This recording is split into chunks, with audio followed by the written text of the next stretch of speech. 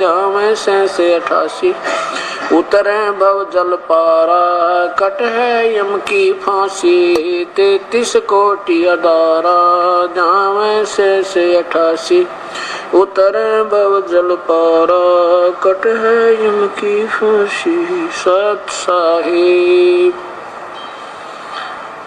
कर जोरूं विनती करूं धरूं चरण पर शीशे गुरु राम देवानंद जी महाराज ने दिया नाम बख्शीश। कोटि कोटि सजदा करूं कोटि कोटि प्रणाम चरण कमल में राखियो मैं बांधी जाम गुरु। कुत्ता तेरे दरबार का मोतिया मेरा नाम गले प्रेम की जेवड़ी जहाँ खेचो वहाँ जाऊं मैं। तो करो तो बावड़ू दूर दूर करो तो जाऊं जाऊं राखो तो ही रहूं जो देवो सुख। अवगुण किए तो बहुत किए करत न मानी हारे बावे बंदो बख्श दियो बावे गर्दन उतर। अवगुण मेरे बाप जी बख्शो गरीब नवाज जो मैं पूत कपूत हूँ बोर पिता कुलोज। सुरत करो मम साइया हम हैं भवजल माही आपे ही बह जाओगे जो तुम न पकड़ोगे वो।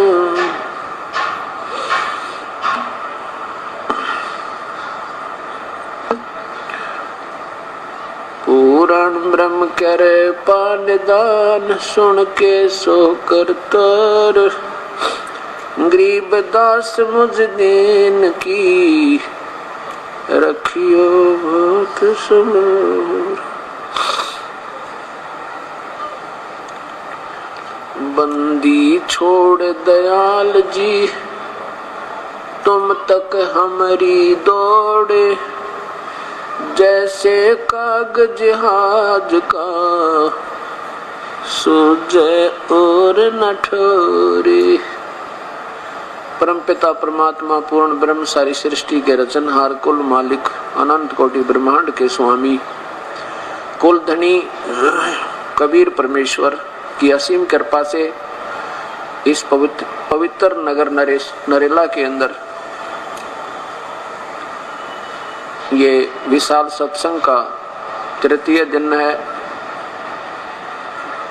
आज सुबह के सत्संग में जिन पुण्यात्माओं ने सत्संग को सुना उसमें कबीर परमेश्वर की महिमा का उनकी समर्थता का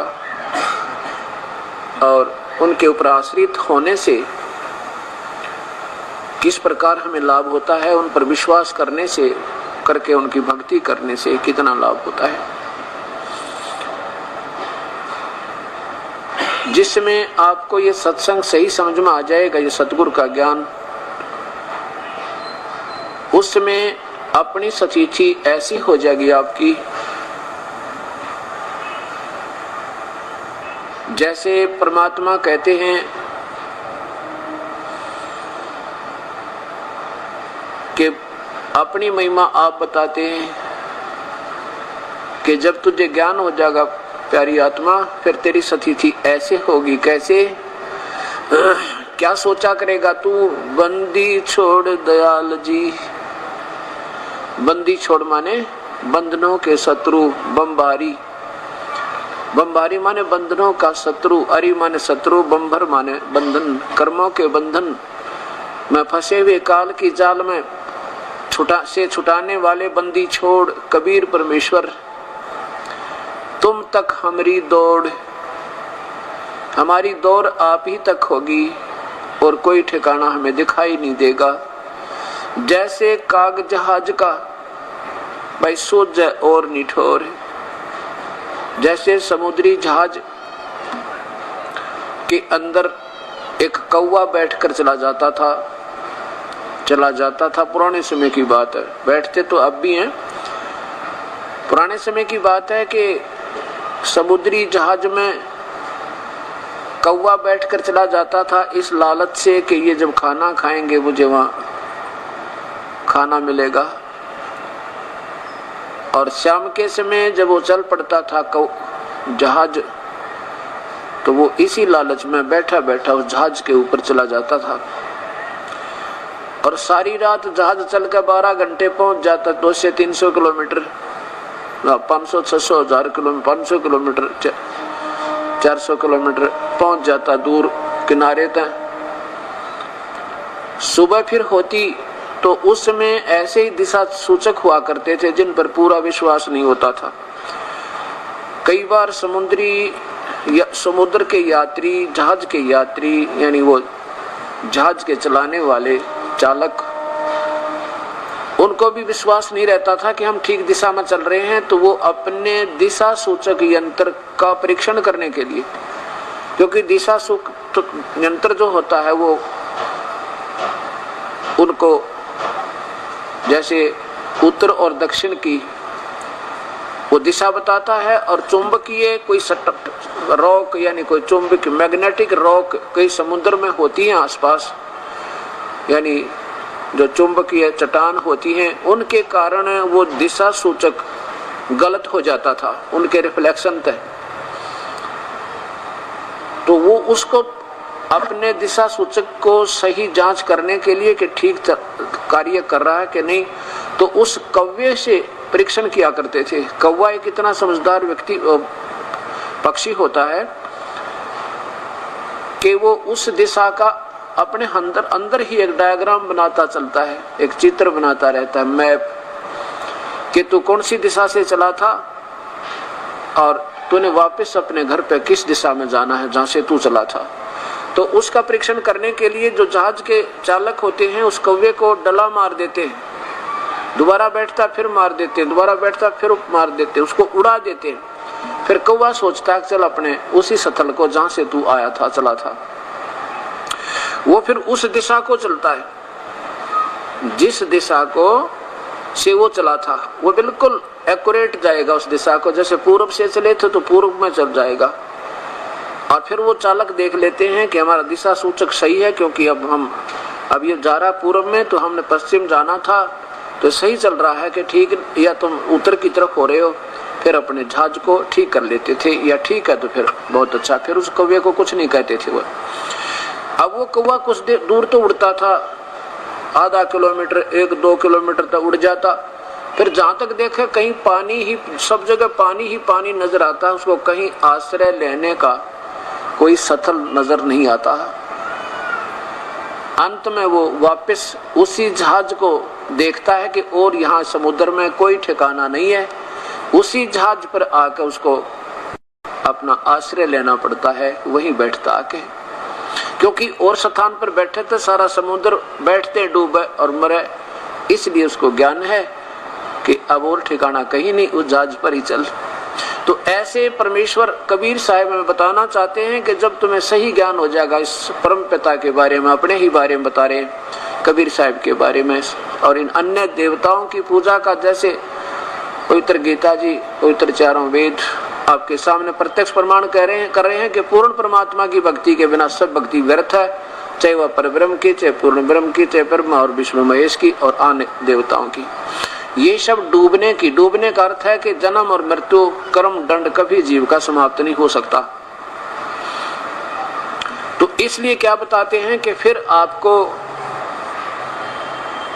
कबीर साहब ही नजर आएंगे और कोई भक्ति नहीं कर सकते। आपका मन ही नहीं माने जैसे बच्चा नादान होता है, अनजान, तब तक तो वो ना जाने बिजली के नगन तारों को भी छू लेवे और ना जाने अग्नि में भी हाथ डाल देवे, ना जाने सर्प को भी पकड़ लेवे। और जब उसको ज्ञान हो जाएगा तो इतनी दूर हो जाएगा, कोई नंगा तार दिखाई देगा बिजली का, बहुत दूर खड़ा हो जाएगा, औरों को भी मना करेगा, देखना देखना नंगी बिजली है।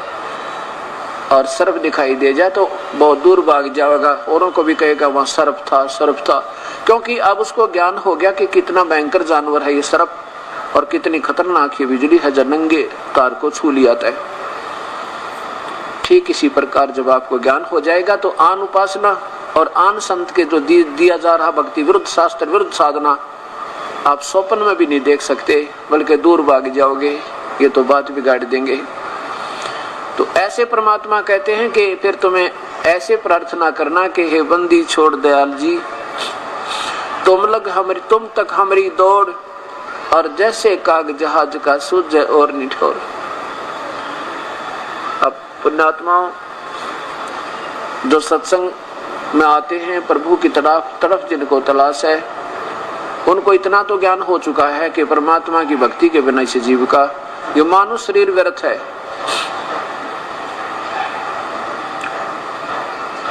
अब इस मानव शरीर से भक्ति करनी चाहिए तो कैसे करें, वो कौन सी विधि है उस परमेश्वर को पाने की। जब तक आपको ये सत्संग, जिसको हम सत्संग कह सकते हैं, अब सत्संग का अर्थ होता है केवल सत्य ज्ञान हो, असत्य ना हो, उसे सत्संग कहा जाता है। जब आप सत्संग में आओगे, जिसे सत्संग कहते हैं, सत्संग सुन लोगे और सत्संग में सुनने से आपको ज्ञान होगा कि जो भक्ति तुम कर रहे हो वाकई ठीक है या गलत है, तो फिर आप अपनी मंजिल की तरफ अपनी दिशा ठीक करके और फिर जितनी स्पीड से यानी जितनी शीघ्रता से जो चल सकेगा उतनी ही मंजिल उसकी निकट हो जाएगी। अभी तक तो हम अनजान पने में कोई किधर दिशा बता देता उधर भाग लेते हैं, कोई इधर बता देता उधर भाग लेते हैं, कोई पूर्व बताता, कोई पश्चिम, कोई उत्तर या कोई दक्षिण, तो हम भाग रहे हैं। इसलिए हमारा वो जो सफर है वो ज्यों का त्यों है। गरीबदास जी कहते हैं घर ही कोस 50 पड़त हैं ज्यों तेली का बैला। अब जैसे तेली के बैल को, तेली का बैल कैसा होता था कि पहले एक कोल्हू होता था, कोल्हू, और उसमें तेल निकाला जाता था। तेली एक बैल को जोत कर और उसको सुबह चला देता था और वो केवल उसी कुछ अक्षेत्र में एक राउंड, एक गोलाकार में चक्कर लगाता रहता सुबह से लेकर शाम तक। और बहुत स्पीड से भी चलता है तो भी, धीरे धीरे चलता तो भी, और वो उस ज्यादा से ज्यादा वो 200 फुट की परिधि में और वहीं चक्कर लगाता रहता सुबह से लेकर शाम तक, अर्थात एक कदम भी बाहर नहीं जा पाया। ऐसे ही पूर्ण परमात्मा की भक्ति के बिना असंख्य युग हो गए हमने इस काल के कोलों में जड़े हुए। यहाँ साधना की, जैसे शास्त्र अनुकूल वेदों अनुसार भी साधना की, तो कहाँ पहुंचे? ब्रह्मलोक में। वहां एक महास्वर्ग है, महास्वर्ग में जाकर के अपनी पुण्य कमाई को समाप्त किया। फिर कहाँ पहुंचे? नरक में। और उसके बाद कहाँ पहुंचे? 84 लाख योनियों में पशु बने हम। और फिर कभी कोई पुण्य बचा हुआ था तो फिर चल पड़े अपना, फिर कभी मानव शरीर हुआ। मानव शरीर भी हमारे पुण्य भाग है, कोई हमें भक्ति सत मिल जावे, जैसे ब्रह्म तक की साधना वेदों अनुसार भी मिल जाए तो भी धन्य है। और उसके विपरीत हमें नीचे की साधनाएं दी जा रही थी, जैसे ब्रह्मा विष्णु महेश तक की। जैसे एक संसार रूपी वृक्ष का उदाहरण देते हुए गीता जी के 15वें अध्याय के 1, 2, 3, 4 और 5 श्लोक में बताया, ऊपर को जड़ और नीचे को, जड़ तो पूर्ण परमात्मा और नीचे को तीनों गुण रूपी शाखा। कौन से गुण? रजगुण ब्रह्मा, सतगुण विष्णु, तम गुण शिव जी। ये तीनों टहनियां हैं और जड़ पूर्ण परमात्मा है। तो हमने भक्ति रूपी पौधा जो बीजना होगा तो कैसे बीजना चाहिए था?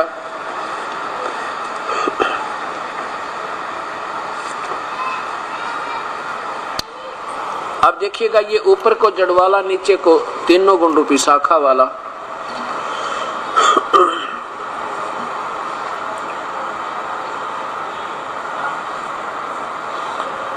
ऊपर को जड़ तो पूर्ण परमात्मा है, नीचे को तीनों गुण रूपी शाखा है, रजगुण ब्रह्मा, सतगुण विष्णु, तमगुण शिव जी। और ये तना इसका अक्षर पुरुष है, यानी ये परब्रह्म है, और ये एक डार इसमें से निकली है, ब्रह्म है, क्षर पुरुष है, और ये तीनों देवा शाखा है। गीता जी के 15वें अध्याय में, गीता जी के 15वें अध्याय के 7 से लेकर 7वें अध्याय के 12 से लेकर 15 तक श्लोक में ये मना किया है कि तीनों गुणों की पूजा नहीं करनी चाहिए, ये मूर्ख लोग करते हैं। और उनको क्या संज्ञा दी है परमेश्वर ने। अब जब हम इसको पढ़ते हैं, और पहले हम यही क्या करते थे, तो हमें अब इतना डर लगता है परमात्मा या क्या बनती है हमारे साथ, जैसे उन नादान संतों के, मूर्ख संतों के पीछे लग गए और वो पूजा कर रहे थे जो गीता में मना था, पवित्र शास्त्र में मना था, तो संविधान तोड़ रहे थे।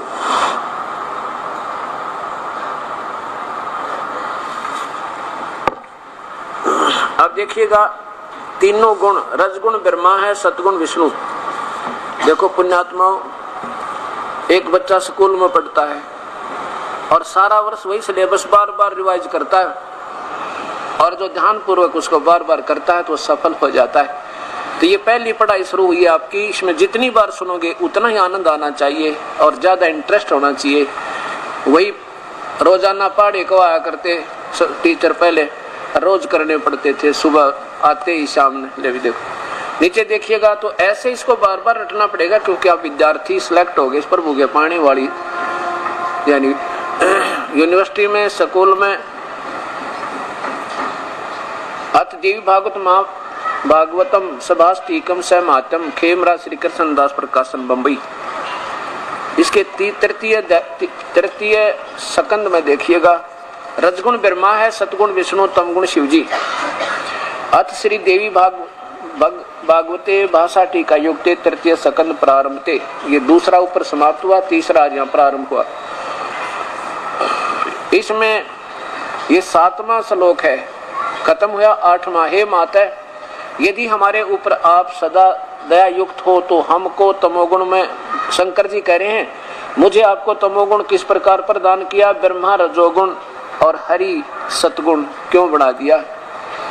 अब देखो नीचे 8वां संस्कार देखो, यदि दया धर्मना नसदाम्बिके कथम अहम विहिता, अहम माने मैं, तमोगुण बना दिया। क्यों तमोगुण बनाया, विहिता माने बनाया, प्रदान कर दिया।